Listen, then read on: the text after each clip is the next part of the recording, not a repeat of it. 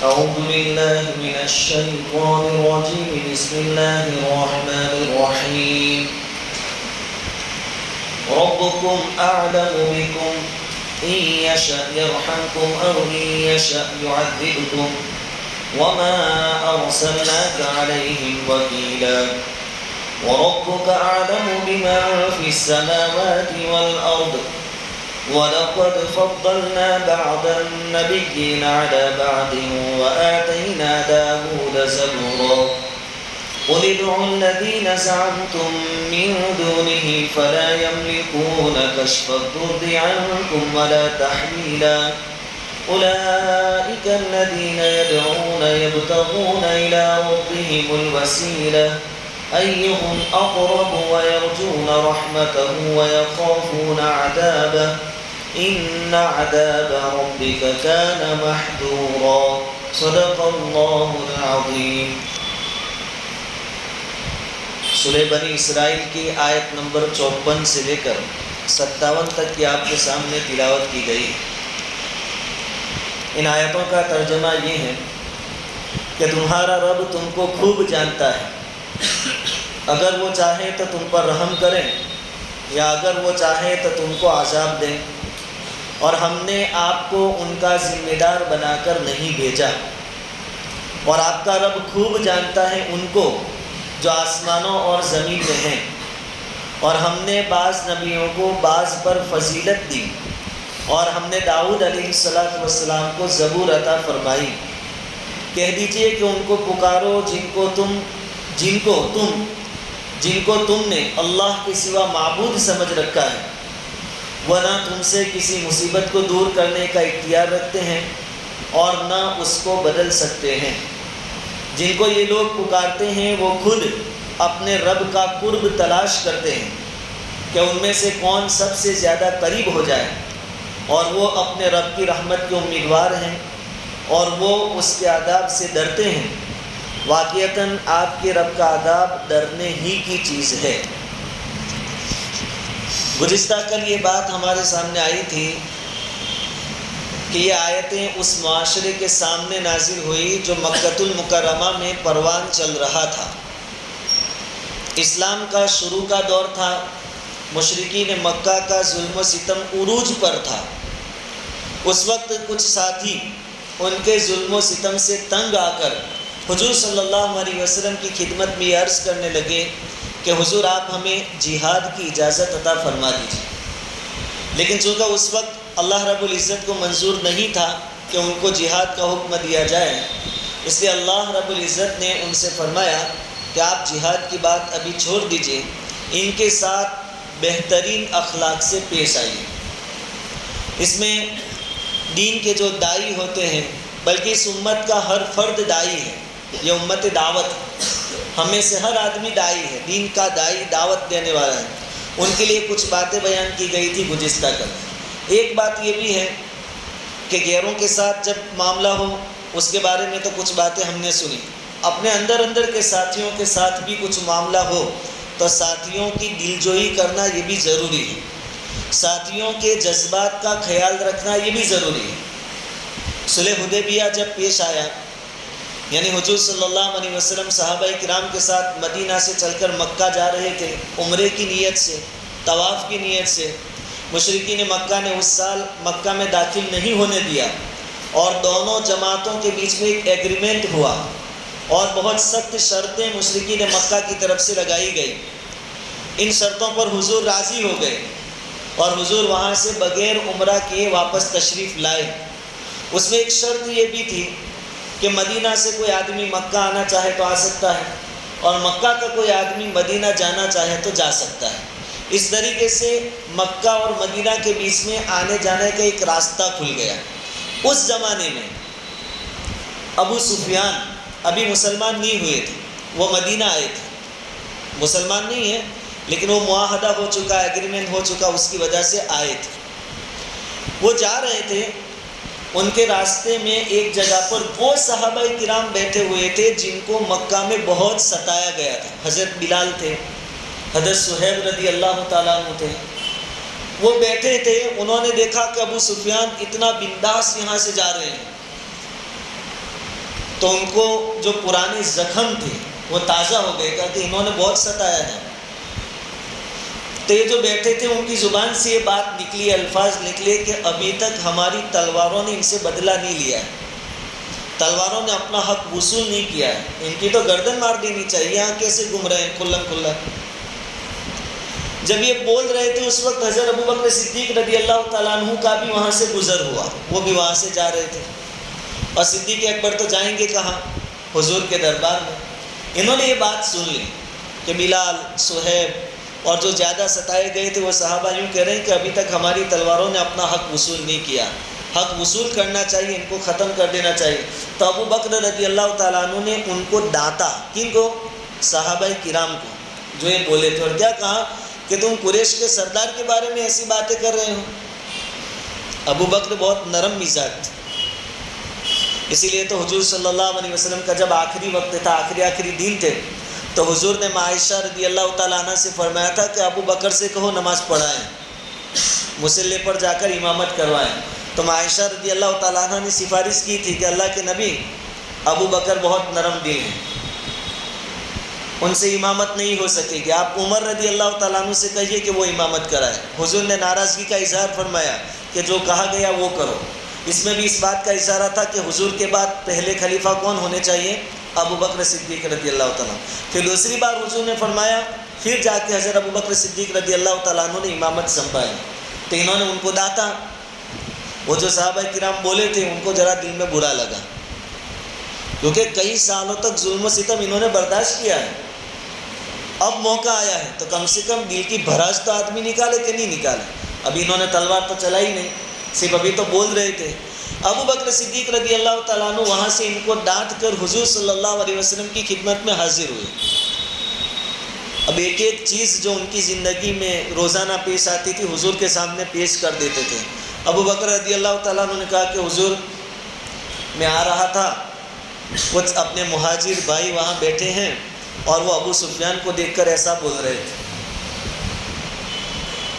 دیکھو اب نبی کریم صلی اللہ علیہ وسلم نے فرمایا کہ ابو بکر تو نے ان ساتھیوں کو ناراض کر دیا، تم کو انہیں کچھ کہنا نہیں چاہیے تھا، یہ ان کے جذبات ہیں، انہوں نے عملی تو کوئی اقدام نہیں کیا، تلوار تو نہیں چلائی، لیکن کم سے کم دل کے جو جذبات ہیں وہ تو وہ باہر لوگوں کے سامنے بیان کر سکے کہ نہیں، تم نے ان کو ناراض کر دیا۔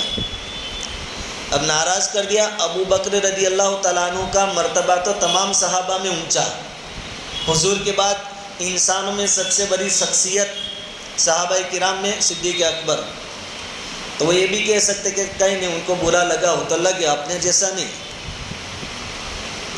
کہ برا لگے تو کچھ کھا لینا زیادہ، کہ پانی پی لینا، ایسے کومنٹ نہیں کہ وہاں سے اٹھے ابو بکر رضی اللہ تعالیٰ اٹھے، واپس ان کے پاس گئے، وہ جو صحابہ بیٹھے تھے ان کے پاس، اپنے سے کم درجے کے صحابی ہیں لیکن ان سے معافی مانگی، جا کر کہا میرے بھائیو تم کو برا لگا میں نے جو ڈانٹا اس پر؟ انہوں نے پوچھا کہ کیا بات ہوئی، آپ واپس کیوں آئے؟ کہا کہ حضور کے سامنے جب میں نے واقعہ پیش کیا تو حضور نے تو یہ بتایا کہ میں نے تم کو ناراض کر دیا، اگر تمہارا دل دکھا ہو تو میں تم سے معافی مانگتا ہوں۔ ابو بکر کہہ رہے میں تم سے معافی مانگتا ہوں۔ انسان کی سب سے بڑی خوبی یہ ہے کہ آدمی اپنی بھول کو قبول کرے، اپنی غلطی کا اس کو احساس ہو، اور جہاں معافی مانگنے کی ضرورت ہو وہاں معافی مانگے۔ صدیق اکبر واپس جا کر معافی مانگ رہے ہیں۔ وہ جو صحابہ کرام رضوان اللہ تعالیٰ علیہم اجمعین بیٹھے ہوئے تھے، انہوں نے کہا کہ اللہ تم کو معاف فرماوے، ہم نے تم کو معاف کر دیا۔ یہ الفاظ سننے کے بعد صدیق اکبر کے دل میں ٹھنڈک ہوئی کہ چلو انہوں نے مجھے معاف کر دیا، میرا حساب کلیئر ہو گیا۔ اس میں دو باتیں، ان کے جو جذبات کا انہوں نے اظہار کیا ان کو حق تھا، ایسا بھی نہیں کہ بس آپ اپنے جذبات بھی ظاہر نہیں کر سکتے۔ حضور نے کہا کہ وہ جو بولے ٹھیک ہے، ان کو بولنے کی اجازت ہونی چاہیے۔ اور دوسرا صدیق اکبر رضی اللہ تعالیٰ عنہ کا عمل کہ مجھ سے کسی کا دل دکھا تو میں فوراً اس سے معافی مانگ لیتا۔ ہمارے اندر ایک چیز کی کمی یہ ہے کہ کسی سے کچھ جھگڑا ہو جائے تو ہم شروع سے لے کر آخر تک اپنے آپ کو حق پر سمجھتے ہیں، میں حق پر ہوں، سامنے والے کا قصور ہے۔ ٹھیک ہے، موقع پر آپ نے لڑائی برائی کر لی، برا بھرا بول لیا، لیکن گھر جانے کے بعد تو کم سے کم سوچنا چاہیے کہ یہ معاملہ شروع کہاں سے ہوا، کہیں ایسا تو نہیں کہ میرا اس میں قصور ہے۔ اگر میرا قصور ہو تو واپس جا کر میں معافی مانگ لیتا ہوں، معاملہ ختم ہو جائے۔ تو اس آیت کے اندر گزشتہ جو کل پڑھی تھی، ایک چیز یہ بھی تھی کہ غیروں کے سامنے دعوت دیں، تب بھی ان چیزوں کا لحاظ رکھیں، اور اپنے ساتھیوں کے درمیان بھی ان کے جذبات کا خیال رکھنا چاہیے، ان کی رسپیکٹ کرنی چاہیے۔ آج جو آیت آپ کے سامنے پڑھی ہے، آیت نمبر 54، اس میں اللہ تعالیٰ فرماتے ہیں ربکم اعلم بکم، تمہارا رب تم کو خوب جانتا ہے کہ کون کتنے پانی میں ہے۔ بات دراصل کیا تھی کہ کئی مدت سے یہ صحابہ کرام ظلم و ستم برداشت کر رہے تھے، اور جب ظلم و ستم اور تکلیف کا زمانہ لمبا ہو جاتا ہے تو کچھ الفاظ انسان کی زبان پر آ جایا کرتے ہیں۔ اب یہ مسلمان ایک طرف پورے اخلاص کے ساتھ مشرکین مکہ کو دین کی دعوت دے رہے تھے، اس میں ان کی کوئی غرض نہیں تھی کہ مسلمان ہو جائے تو ان کی ملکت ہمیں ملے گی، کوئی فائدہ ہوگا، سامنے والے کا بھلا چاہ رہے تھے، اور ایسی سچی فکریں تھی، صبح شام دین کی دعوت دے رہے تھے، اس کے باوجود وہ مان نہیں رہے تھے۔ تو قریب تھا کہ کسی کی زبان سے یہ نکل جاتا کہ تو دوزخی ہے، تو جہنمی ہے، جہنم میں جائے گا۔ 1000 مرتبہ تیرے کو سمجھایا، قریب تھا۔ بھائی ہم بھی 4-5 مرتبہ کسی کو بولتے ہیں چل نماز پڑھنے، نہیں مانے بھی تیرے سے تو کافر اچھے، ایسا بول دیتے ہیں، یہ غلط ہے۔ اللہ تعالیٰ فرماتے ہیں کہ کوئی یہ نہ کہے کہ تو جہنمی ہے، کون کتنے پانی میں ہے میں جانتا ہوں۔ ربکم اعلم بکم، تمہاری حیثیت میں جانتا ہوں۔ ان یشاء یرحمکم او ان یشاء یعذبکم، اگر وہ چاہے گا تو تم پر رحم کرے گا، یعنی وہ جو سامنے والی پارٹی ہے وہ بھی تو تمہارے رشتہ دار ہیں، اگر وہ چاہے گا تو ان کو ہدایت دے گا اور ایمان میں داخل کر دے گا۔ او ان یشاء یعذبکم، اور اگر وہ چاہے گا تو ان کو عذاب دے گا، ہدایت نہیں دے گا۔ ہدایت کا معاملہ اللہ کے حوالے کر دو، تمہاری ذمہ داری صرف اور صرف بات پہنچا دینا ہے۔ تم نے بات پہنچا دی، تمہارا کام پورا ہو گیا۔ یہ امت کے لیے سبق۔ آگے اللہ رب العزت اپنے نبی سے کہہ رہے ہیں وَمَا أَرْسَلْنَاكَ عَلَيْهِمْ وَكِيلًا، ہم نے آپ کو ان پر کوئی داروغہ بنا کر نہیں بھیجا، کوئی حوالدار بنا کر نہیں بھیجا کہ آپ لکڑی لے کر ان کے پیچھے لگے رہیں اور ان کو برابر زور زبردستی کرتے رہیں یہاں تک کہ وہ مسلمان ہو جائے۔ جب نبی کا یہ کام نہیں ہے، اللہ اپنے نبی سے کہہ رہے ہیں کہ تمہاری بھی یہ ذمہ داری نہیں ہے کہ زبردستی کسی کے پیچھے لگ جاؤ اور اس کو مسلمان بنا کر چھوڑو۔ جب نبی کی ذمہ داری نہیں ہے تو ہم تو آپ کی امت ہیں، ہماری بھی ذمہ داری نہیں ہے کہ کسی کے در پہ ہو جاوے، کسی کے پیچھے لگ جاوے کہ اس کو حاجی نمازی بنا کر چھوڑے۔ ہمارا کام صرف دین کی دعوت دینا ہے، ہم دعوت دیتے رہیں، باقی اس کو ہدایت دینا یا نہ دینا یہ اللہ رب العزت کے قبضے میں ہے، اس کے کنٹرول میں ہے، یہ ہماری ذمہ داری نہیں ہے۔ داعی کا کام صرف دعوت پہنچا دینا ہے۔ نوح علیہ السلام نے سارے 900 سالوں تک اپنی قوم کو سمجھایا، تو ابھی ان کی قوم میں مسلمان کتنے ہوئے؟ تھوڑے سے لوگ۔ ان کا خود کا بیٹا ایمان میں داخل نہیں ہوا۔ لوط علیہ السلام نبی ہیں، بڑے نبی ہیں، بڑے درجے کے نبی، لیکن ان کی بیوی کو ایمان نہیں ملا۔ نوح علیہ السلام کی بیوی کو بھی ایمان نہیں ملا۔ ہدایت اللہ کے ہاتھ۔ نبی کریم صلی اللہ علیہ وسلم نے چچا ابو طالب کے پاس بہت چکر لگائے، آخری وقت میں بھی تلقین کی کہ چچا کان میں کہہ دو کلمہ لا الہ الا اللہ محمد رسول اللہ، میں کل قیامت کے میدان میں گواہی دوں گا، لیکن ان کی حق میں بھی اللہ رب العزت نے ہدایت نہیں لکھی تھی، ان کو کلمہ نصیب نہیں ہوا۔ تو بہت بڑا سبق یہ کہ دعوت دیں اچھے طریقے سے، الگ الگ طریقے سے، سمجھا بجھا کر بار بار دعوت دیں۔ ایسا بھی نہیں کہ 2-5 مرتبہ کہہ کر پھر چھوڑ دیا کہ وہ میں نے اپنا حق ادا کر دیا، نہیں۔ بھائی آپ کا چھوٹا سا بچہ ہے، ادھر آگ جل رہی ہے، یہ ابھی چلتے پھرتے بھی نہیں ہوا، گھٹنوں کے بل چل رہا ہے، اب یہ گھٹنوں کے بل چلتے چلتے آگ کی طرف جا رہا ہے اور آپ ادھر بیٹھے ہیں، تو آپ خالی بولتے رہیں گے اے بیٹا ادھر آگ ہے مت جائیے ادھر، اے ادھر مت جائیے، بیٹھے بیٹھے بولتے رہیں گے؟ ارے کھڑے ہو جائیں گے، اس کو اٹھا لیں گے، دوسری طرف رکھ دیں گے، یعنی آخری حد تک کوشش کریں گے۔ تو ہم آخری حد تک کوشش کریں لیکن نتیجے کے بارے میں فکر نہ کریں، نتیجہ اللہ کے حوالے کر دیں۔ یہ اصول ہے دعوت کا۔ اب آگے کیا ہوا؟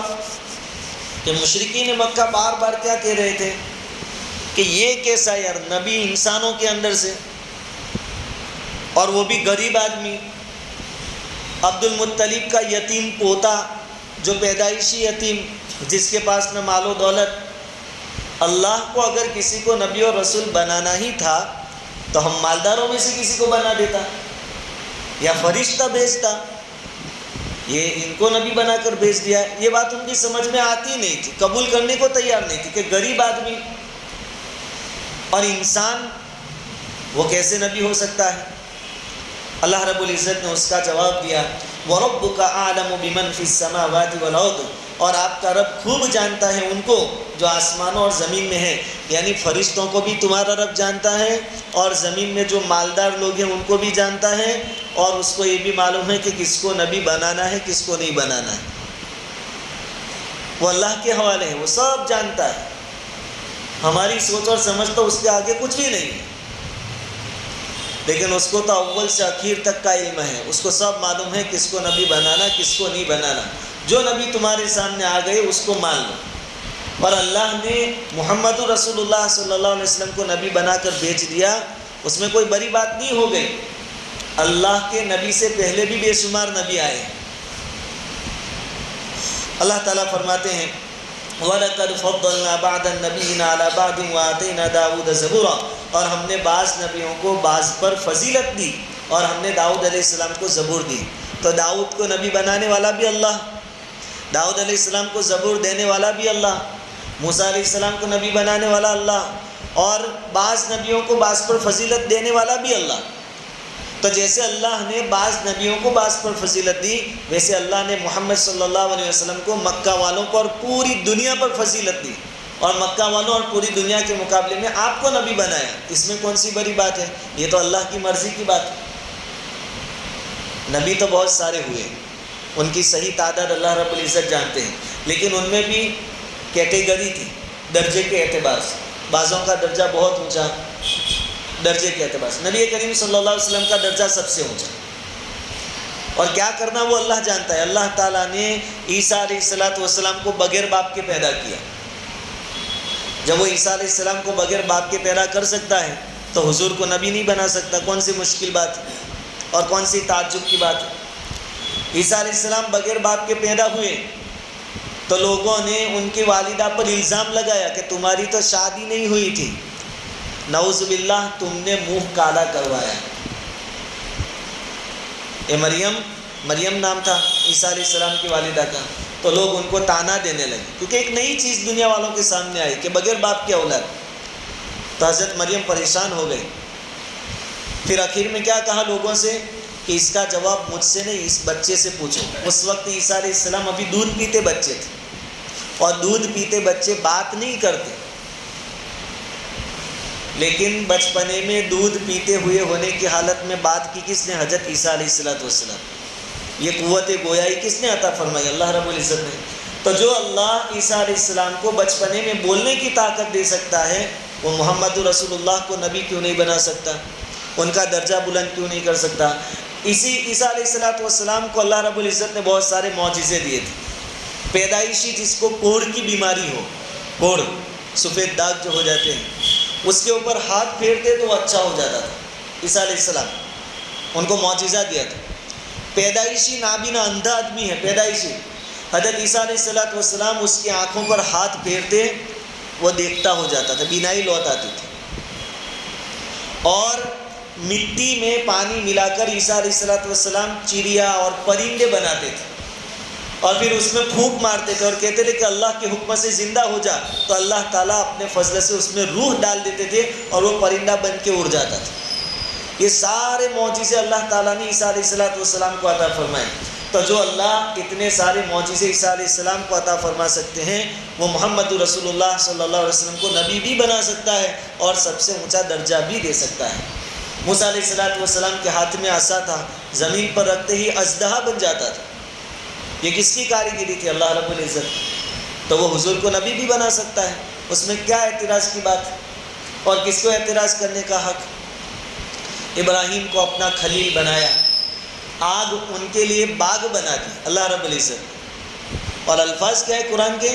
قلنا یا نار کونی بردم و سلام علی ابراہیم، کہ ہم نے آگ کو حکم دیا کہ آگ ابراہیم کے لیے ٹھنڈی اور سلامتی والی بن جائے. صرف ٹھنڈی نہیں کہ پھر ابراہیم علیہ السلام کو ٹھنڈی لگ جائے، سلامتی والی، جیسے ہم ایئر کنڈیشن میں رہتے ہیں، جتنی چاہیے اتنی ٹھنڈی.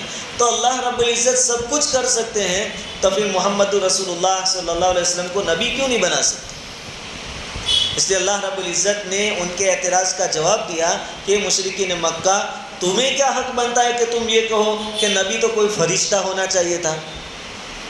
دوسری جگہ اللہ تعالیٰ نے اس کا بھی جواب دیا کہ اگر زمین میں تم لوگ فرشتے ہوتے تو میں فرشتے کو نبی بنا کر بھیجتا، لیکن تم تو انسان ہو تو میں نے انسان کو نبی بنا کر بھیجا. ابھی ہمارے درمیان فرشتہ ہوتا، نبی بنا کر بھیجا گیا ہوتا، تو سب سے پہلی بات ہم کیا کہتے ہیں کہ بھائی ان کو تو نہیں کھانے کی ضرورت، نہیں پینے کی ضرورت، نہیں ان کو سونے کی حاجت، تو وہ تو عبادت کرے 24 گھنٹے، لیکن ہمارا تو پیٹ ہے، کھانا پڑتا ہے، سونا پڑتا ہے، تھکان لگتی ہے، کاروبار ہے، تو ہم تو ان کے جیسی عبادت نہیں کر سکتے. یہاں سے پرابلم شروع ہو جاتے ہیں. اس لیے اللہ رب العزت نے فرمایا کہ جو ہے بالکل مناسب، اور حکمتوں کو تو جاننے والا کون ہے؟ اللہ رب العزت، کہ کس کے لیے کیا مناسب ہے. تو اس آیت میں مشرکین مکہ کے لیے جواب ہے کہ تم یہ تمہارا اعتراض چھوڑ دو، جو نبی تمہاری طرف بھیجے گئے ہیں ان کو مان لو. وَلَقَدْ فَضَّلْنَا بَعْضَ النَّبِيِّينَ عَلَىٰ بَعْضٍ وَآتَيْنَا دَاوُودَ زَبُورًا، کہ داؤد کو ہم نے زبور دی اور بعض نبیوں کو بعض پر فضیلت دی. اب ایک سوال یہ ہے کہ زبور کا ذکر ہی کیوں آیا اور داؤد علیہ السلام کا ذکر ہی کیوں آیا؟ موسیٰ علیہ السلام کا ذکر اور تورات کا ذکر کیوں نہیں ہے؟ عیسیٰ علیہ السلام اور انجیل کا ذکر یہاں کیوں نہیں ہے؟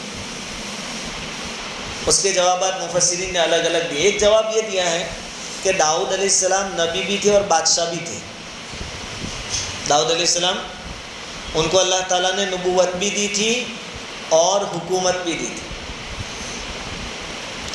اور نبی کریم صلی اللہ علیہ وسلم کو بھی اللہ رب العزت نے نبوت بھی عطا فرمانی ہے اور بادشاہت بھی. بھائی جب تک حضور تھے مدینہ کا نظام کس کے ہاتھ میں تھا؟ نبی کریم صلی اللہ علیہ وسلم کے ساتھ. آپ کی اس دنیا سے تشریف لے جانے کے بعد نظام کن کے ہاتھوں میں؟ خلفائے راشدین کے ہاتھوں میں. اس لیے، اور بعضوں نے یہ جواب دیا کہ زبور جو دی تھی اللہ رب العزت نے، اسی میں اللہ رب العزت نے یہ بھی تذکرہ کر دیا تھا کہ میرے آخری نبی محمد آئیں گے. وَلَقَدْ كَتَبْنَا فِي الزَّبُورِ مِن بَعْدِ الذِّكْرِ أَنَّ الْأَرْضَ يَرِثُهَا عِبَادِيَ الصَّالِحُونَ. تو اس امت کا اور نبی کریم صلی اللہ علیہ وسلم کا تذکرہ زبور میں تھا، اس لیے اللہ رب العزت نے زبور کا تذکرہ یہاں فرمایا، دوسری کتابوں کا تذکرہ نہیں فرمایا. اس کے بعد جب ایمان والے مشرکین کو دعوت دیتے تھے اور اللہ کی کبریائی بڑائی بیان کرتے تھے، تو سامنے مشرکین مکہ اپنے معبودوں کی بڑائی بیان کرتے تھے کہ دیکھو ہمارا فلاں جو بت ہے وہ بارش برساتا ہے، فلاں جو ہے وہ ہمیں روزی دیتا ہے. ادھر مسلمانوں کی دعوت ہوتی تھی کہ روزی دینے والا بھی اللہ اور ہماری تمام ضرورتیں پوری کرنے والا اللہ. تو دعوت کے سامنے ان کی باطل دعوت ہوتی تھی. اور بعض قبیلے کے لوگ ایسے تھے جو جناتوں کی پوجا کرتے تھے، جناتوں کی. بعض قبیلے والے فرشتوں کی عبادت کرتے تھے.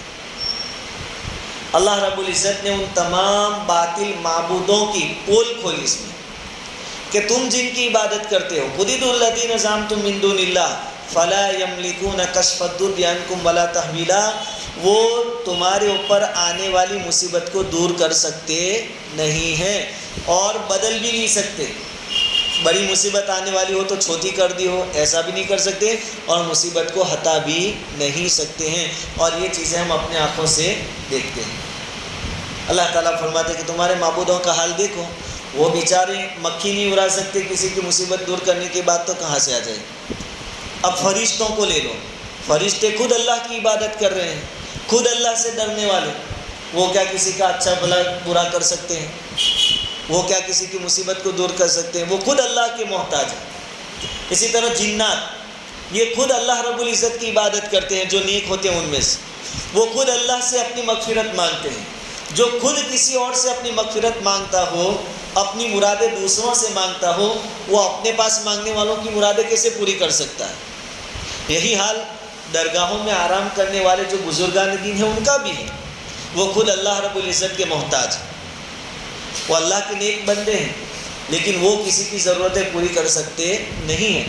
آپ وہاں جا کر ان کے وسیلے سے دعا مانگ سکتے ہیں کہ اللہ یہ بہت بڑی شخصیت تھی، آپ کے لاڈلے بندے تھے، ان کے واسطے سے میں دعا مانگتا ہوں، میری دعا قبول فرما.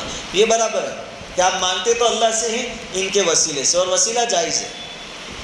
لیکن آپ اللہ کو چھوڑ کر ان سے مانگیں تو یہ تو بیچارے محتاج. یہ خود چاہے کہ قبر سے باہر نکل کر ذرا چکر لگاؤں، وہ باہر نہیں آ سکتا. اور جب یہ خود محتاج ہے تو تمہاری ضرورتیں کیسے پوری کریں گے؟ شیعہ لوگ کہتے ہیں علی مشکل کشا، مشکل کو دور کرنے والا علی رضی اللہ تعالیٰ عنہ. کیا حضرت علی رضی اللہ تعالیٰ عنہ ابھی آ سکتے ہیں؟ انسان کو سمجھنا چاہیے، عقل لگانی چاہیے. یہ اصل میں ضد اور حد درمی ہوتی ہے.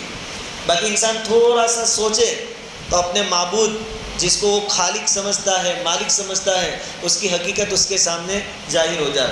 دیکھو فرعون کا دعویٰ کیا تھا؟ انا ربکم الاعلی، میں تمہارا سب سے بڑا رب ہوں. اور ماننے والے مانتے بھی تھے. دیکھو اندھ بھکت ہر زمانے میں ہوتے ہیں، یہ کوئی آج کی پیداوار نہیں ہے، ہر زمانے میں ہوتے ہیں.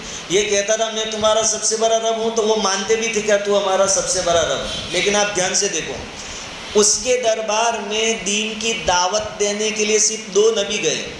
دونوں انسان تھے، حضرت موسیٰ علیہ السلام اور حضرت ہارون علیہ السلام. ان دونوں کے ساتھ کوئی لشکر بھی نہیں، کوئی ہتھیار والے لوگ بھی نہیں، کوئی نہیں، صرف 2. وہاں جا کر علل اعلان اس سے کہا کہ تو رب نہیں ہے، رب تو اللہ ہے. دربار میں سب درباریوں کے سامنے یہ مکالمہ ہوا. اب اگر یہ فرعون رب ہوتا صحیح معنی میں تو ان دونوں کو وہیں ختم کر دیتا، معاملہ ختم ہو جاتا. لیکن وہ جانتا ہے کہ میں کتنے پانی میں ہوں. اور ان دونوں کو جاتے وقت اللہ رب العزت نے گارنٹی دی تھی، انی معکما، گھبرانا مت، میں تمہارے ساتھ ہوں. فرعون تمہارا بال بھی بیکار نہیں کر سکے گا. موسیٰ علیہ السلام کو جب حکم ہوا کہ جاؤ فرعون کو سمجھاؤ، تو انہوں نے دعا کی تھی کہ اللہ جب میں وہاں سے نکلا تو ایک تو میرے ہاتھوں ایک بندے کا قتل ہو گیا تھا، وہ فرعون کی قوم کا آدمی تھا، اس لیے ایک گناہ تو میرا وہ باقی ہے. اور پھر اس نے تو رب ہونے کا دعویٰ کیا ہے، اب میں آپ کی ربوبیت ثابت کرنے لگوں گا تو پھر اس کو اور برا لگے گا، دوسرا جرم ہو جائے گا، تو میری جان کا مسئلہ آ جائے گا. اللہ تعالیٰ نے فرمایا انی معکما، میں تمہارے ساتھ ہوں، جاؤ، تمہارا کوئی نقصان نہیں. گئے، انہوں نے بات رکھی ڈنکے کی چوٹ پر، علل اعلان کہ تو رب نہیں ہے، رب تو اللہ ہے. اب اگر یہ فرعون حقیقی معنی میں رب ہوتا تو دونوں کا معاملہ ختم کر دیتا. لیکن پھر کیا لایا کہ نشانی بتاؤ. موسیٰ علیہ السلام نے نشانی بتائی، نیچے عصا رکھا، سانپ بن گیا، اژدہا بن گیا. تب یہ جو رب کا دعویٰ کر رہا تھا وہ کیا کہتا ہے کہ یہ تو جادو ہے، اور تمہارے مقابلے میں بھی جادوگروں کو لاؤں گا. بھائی جادوگروں سے مقابلہ کیوں کروانا؟ تو رب ہے تو تو نمٹا دے اس مسئلے کو. لیکن وہ جو درباری تھے، جو اصل بات میں کہنا چاہتا ہوں، جو اندھ بھکت تھے، ان کے دماغ میں بھی بات نہیں آئی کہ یہ ہمارا رب کیسا فرعون کے 2 سے نہیں نمٹ سکتا، تو دوسرے جادوگروں کو لانے کی بات کہاں سے آ گئی؟ ایسا ہوتا ہے. اندھ بھکتی جب آدمی کے ذہن پر سوار ہو جاتے ہیں تو آدمی لاجیکلی باتیں بھی سمجھنا نہیں چاہتا، بس آنکھ بند کر کے بس یہ فائنل، ایسا ہو جاتا ہے. فرعون کے درباریوں کے دماغ میں بھی یہ بات نہیں آئی کہ بھائی تو نمٹا لے، کہیں کو پورے شہر سے جادوگروں کو بلانا، نے مقابلہ کروانا، تو نمٹا لے. ادھر اللہ رب ہے تو اس نے تو اپنا کام کر کے دکھایا کہ تم دونوں جاؤ، تم کو کوئی نقصان نہیں پہنچے گا، اور کوئی نقصان نہیں. یہی بات اللہ رب العزت ان کو سمجھانا چاہتے ہیں کہ اپنا معبود بھی سوچ سمجھ کر بنایا کرو. کوئی بھی بڑا بندہ تھا، اس کو اپنا معبود بنا لیا، اس کی پوجا شروع کر دی. سمندر کے اوپر سے گاڑی جا رہی ہے، آپ نے دیکھا کہ وہ سمندر ہماری پانی کی ضرورتیں پوری کرتا ہے، پیاس بجھاتا ہے، کپڑے دھوتے ہیں، غسل کرتے ہیں، بہت کام کا ہے. اور غصے میں آ جائے تو ڈبو دے، تو آپ نے پھر اس کے سامنے ہاتھ جوڑ دیے کہ یہ میرا رب ہے. یہ کیسی بات ہے؟ سورج روشنی دیتا ہے، گرمی دیتا ہے، وہ نہیں نکلے تو اندھیرا ہو جائے تو آپ نے اس کو رب مان لیا. ایسی بات نہیں چلتی. جناتوں میں اللہ رب العزت نے غیر معمولی طاقت دے رکھی ہے، تو آپ اس کو رب بنا لیں، یہ اصل بات نہیں ہے. آپ اپنی دماغ کو دہرائیے، عقل دہرائیے. اللہ تعالیٰ فرماتے ہیں کہ تم جن کو اپنا معبود سمجھتے ہو وہ کوئی تکلیف تم سے دور کر سکتے نہیں ہیں. اور آگے فرمایا کہ تکلیف دور کرنے کی بات تو الگ رہی، اولئک الذین یدعون یبتغون الی ربہم الوسیلہ ایہم اقرب ویرجون رحمتہ ویخافون عذابہ ان عذاب ربک کان محذورا، کہ جن کو تم یعنی فرشتوں کو، جناتوں کو معبود سمجھ کر تم ان کی پوجا کرتے ہو، وہ بیچارے خود اللہ کو منانے کی کوشش میں لگے ہوئے ہیں، وہ خود اس کوشش میں لگے ہیں کہ ہم زیادہ سے زیادہ عبادت کر کے اللہ کے قریب پہنچ جائیں، اللہ کے مقرب اور چہیتے بن جائیں۔ جب وہ خود اس کوشش میں ہیں کہ ہم اللہ کے قریب ہو جائے تو تم بھی اللہ کے قریب جاؤ، ان کے قریب جا کر تم کو کیا ملے؟ بہرحال یہ آج کا درس تھا، ہمیں اللہ رب العزت کا شکر ادا کرنا چاہیے کہ اللہ نے صحیح سمجھ ہمیں عطا فرمائی، ایمان عطا فرمائے، اور بجائے دوسری ایران توران کی چیزوں کی اور طاقتوں کی پوجا کرنے کے اللہ نے ہمیں توفیق دی، ہدایت عطا فرمائی کہ ہم ایک اللہ کی عبادت کرنے والے ہیں۔ اللہ رب العزت مرتے دم تک ہماری ایمان کی حفاظت فرمائے۔ آج کے سبق کا خلاصہ کہ بھائی کوئی اپنے آپ کو بڑا نہ سمجھے، سامنے والے کو کمزور نہ سمجھے، کمتر نہ کہے، اس کی بے عزتی نہ کرے، کسی کو دوزخی نہ کہے، جہنمی نہ کہے، کس کا پوزیشن اللہ رب العزت کے نزدیک کیا ہے وہ ہم نہیں جانتے، اللہ جانتا ہے۔ دوسری بات کہ یہ جو معبودان باطلہ ہے وہ ذرہ برابر کسی چیز کا اختیار نہیں رکھتے ہیں۔ اللہ رب العزت کہیں سنی باتوں پر عمل کی توفیق عطا فرمائے۔ درود شریف پڑھیں۔ بسم اللہ الرحمن الرحیم، الحمد للہ رب العالمین والصلاة والسلام علی سید الانبیاء والمرسلین وعلی آلہ واصحابہ اجمعین ومن تبعهم بإحسان الی یوم الدین۔ لا الہ الا اللہ الحلیم الکریم، سبحان اللہ رب العرش العظیم والحمد للہ رب العالمین۔ یا احد الصمد الذی لم یلد ولم یولد ولم یکن له کفوا احد، یا حنان یا منان یا بدیع السماوات والارض یا ذا الجلال والاکرام۔ اللهم أعنا على ذكرك وشكرك وحسن عبادتك، اللهم لا مانع لما أعطيت ولا معطي لما منعت ولا ينفع ذا الجد منك الجد، اللهم اكفنا بحلالك عن حرامك واغننا بفضلك عمن سواك۔ اے عرش عظیم کے مالک، ہمارے گناہوں کو اپنے فضل و کرم سے معاف فرما دیں، تو نے ہی اپنے فضل و کرم سے رمضان کا مہینہ ہمیں نصیب فرمایا ہے۔ یا مولا کریم اس رمضان کو ہماری مغفرت کا ذریعہ بنا دیں، ہماری مغفرت کا سبب بنا دیں، زندگی بھر کے گناہوں کے معافی کا ذریعہ اور سبب بنا دیں۔ رمضان کی قدردانی کرنے کی ہمیں توفیق عطا فرما۔ آپ نے جو ایمان کی دولت ہمیں عطا فرمائی ہے اس کی قدر و قیمت ہمیں نصیب فرما۔ الہ العالمین اس کی اہمیت اور ویلیو ہمارے ذہنوں میں، ہمارے دلوں میں بٹھا دیں، اور ایمان کی حفاظت کرنے کی ہمیں توفیق عطا فرما، ایمان کی حفاظت کے لیے کوشش کرنے کی ہمیں توفیق عطا فرما۔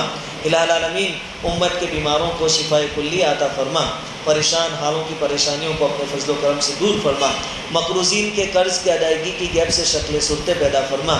الہ العالمین اس بابرکت مہینے میں نبی کریم صلی اللہ علیہ وسلم نے جتنی خیر اور بھلائیاں مانگی ہیں ہمیں بھی عطا فرما، اور جن برائیوں سے، شرور و فتن سے آپ کے لادل نبی صلی اللہ علیہ وسلم نے پناہ چاہی ہے ہماری بھی حفاظت فرما۔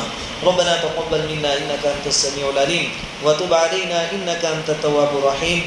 سبحان ربک رب العزت عما یصفون وسلام علی المرسلین والحمد للہ رب العالمین۔